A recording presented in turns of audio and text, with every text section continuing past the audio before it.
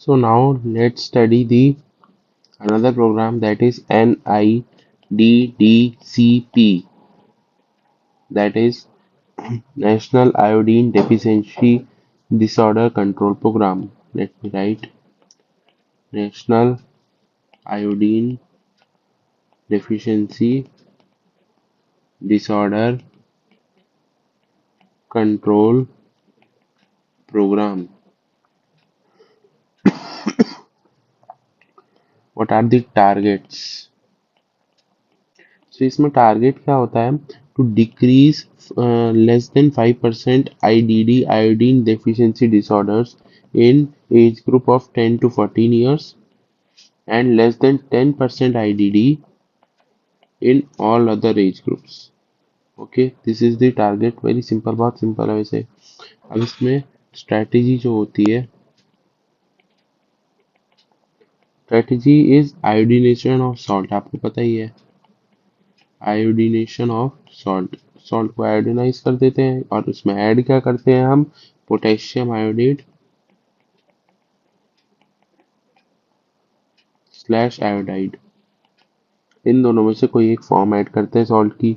और इसमें कंसंट्रेशन भी इंपॉर्टेंट होती है। मैन्युफैक्चरर लेवल पे कितनी होनी चाहिए? At least more than 30 ppm parts पर मिलियन आयोडीन की।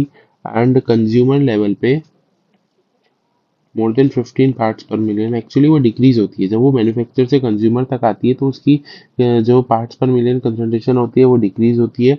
और अगर ओपन है salt for more than 6 months, then no iodine in salt.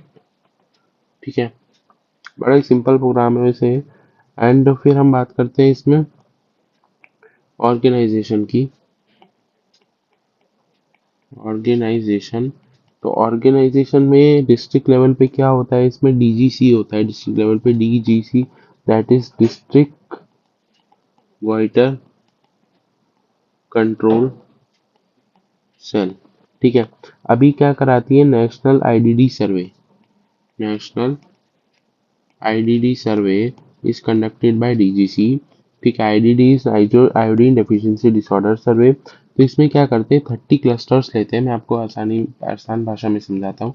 30 clusters लेते हैं। अब उससे डिफाइन करते हैं क्लस्टर्स की। हम यहाँ से यहाँ से यहाँ से यहाँ से ऐसे 30 क्लस्टर्स ले लेते हैं।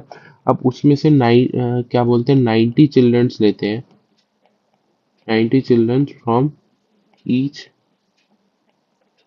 क्लस्टर, मतलब 90 बच्चे लेते हैं। सो अब वो बोलते हैं कि चलो एक क्लस्टर में से 90 बच्चे ले लेते हैं, दूसरे में से भी 90 ले लेते हैं। हमें 90 बच्चे लेंगे कैसे? हम ये देखते हैं कि उस एरिया की स्कूल एनरोलमेंट परसेंटेज कितनी है।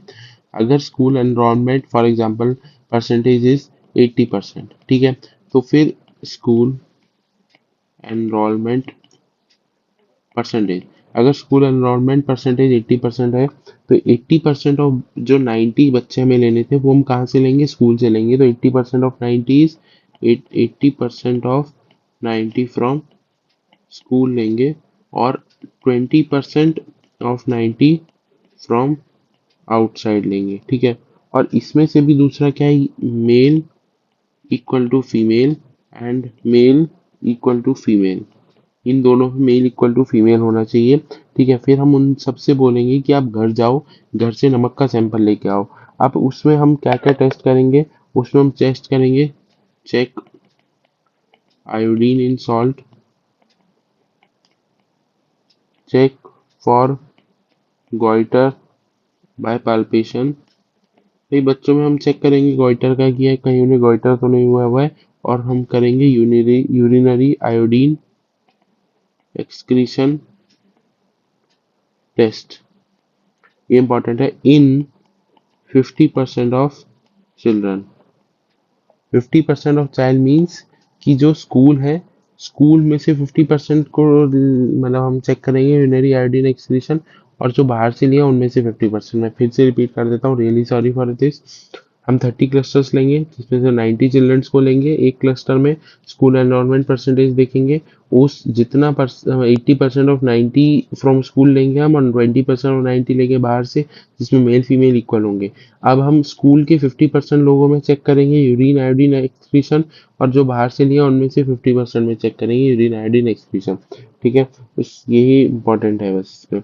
और यहाँ पे यही सारे जो होते हैं ये इंडिकेटर्स बन जाते हैं। these all are these three are indicators। तो क्या क्या इंडिकेटर्स है? सबसे पहला इंडिकेटर है गॉइटर रेट। ठीक है, गॉइटर रेट जी आ रहा है, गॉइटर तो मतलब जी सी से रिजेंबल करता है, तो chronic slash long term impact indicator. ठीक है, फिर दूसरा आ जाता है आपका urine iodine excretion. Urine iodine excretion, ठीक है, ये होता है epidemiological and impact indicator. Epidemiological and impact indicator. ठीक है, तो ये कैसे याद रखेंगे? इधर ही आ रहा है और इधर भी आ रहा है। ठीक है, और यूरिन में एक्चुअली नॉर्मली कितना आयोडीन सिक्रीट होता है, मतलब रिलीज होता है, मोर देन 100 माइक्रोग्राम पर लीटर नॉर्मल है। अगर 50 to 100 है तो माइल्ड पब्लिक हेल्थ प्रॉब्लम है। अगर 20 to 50 है तो मॉडरेट पब्लिक हेल्थ प्रॉब्लम है। और अगर इतना कम हो गया कि हो ही नहीं रहा है, मतलब बॉडी में इतना कम है, तो सीवियर पब्लिक हेल्थ प्रॉब्लम है, दैट इज लेस देन 20। ठीक है, फिर उसके बाद अगला इंडिकेटर आता है आयोडीन। हमने बोला था ना बच्चों को कि वहां से घर से लेके आना, तो house hold salt, iodine house hold salt, मतलब एक्चुअली हम चाहते ही नहीं कि हाउस होल्ड सॉल्ट में आयोडीन पहुंचे, तो ये क्या है? पहुंचे, मतलब प्रोसेस इंडिकेटर, कि हमारा प्रोसेस अच्छा है, क्या हम जो बोल रहे हैं कि हम ये करेंगे आयोडीन ऐड करेंगे, क्या वो प्रोसेस ढंग से हो पा रहा है। तो वो कैसे देखें हम? Iodine in house hold salt. फिर हम देखेंगे नियोनेटल हाइपोथायराइडिज्म। अब आपको पता है नियोनेट जो होते हैं वो बहुत सेंसिटिव होते हैं, तो मोस्ट सेंसिटिव इंडिकेटर होता है, मोस्ट सेंसिटिव इंडिकेटर, इंडिकेटर। ठीक है, एक और रेट होता है दैट इज क्रिएटिनिज्म रेट, उसका एक्सप्लेनेशन रिक्वायर्ड नहीं है, तो ये इंपॉर्टेंट हो गया। अब गोइटर रेट की थोड़ा सा लास्ट बात बता देता हूँ। गोइटर रेट अगर मोर देन 5% है तो इट्स पब्लिक हेल्थ प्रॉब्लम। अब मोर देन 5% में भी तीन पॉसिबिलिटीज हो सकती है, या तो 5 to 20%, 20 to 30% and more than 30%। ठीक है, अगर 5 to 20% है तो means minor health problem, minor public health problem. अगर 20 to 30 है तो मॉडरेट पब्लिक हेल्थ प्रॉब्लम। अगर 30 से ज़्यादा है तो सीवियर पब्लिक हेल्थ प्रॉब्लम। इसी के साथ हमारा ये प्रोग्राम भी खत्म हो जाता है। इसका लोगो याद रखना, this is the logo of National Iodine deficiency Disorder Control Programme, NIDDCP। Thank you.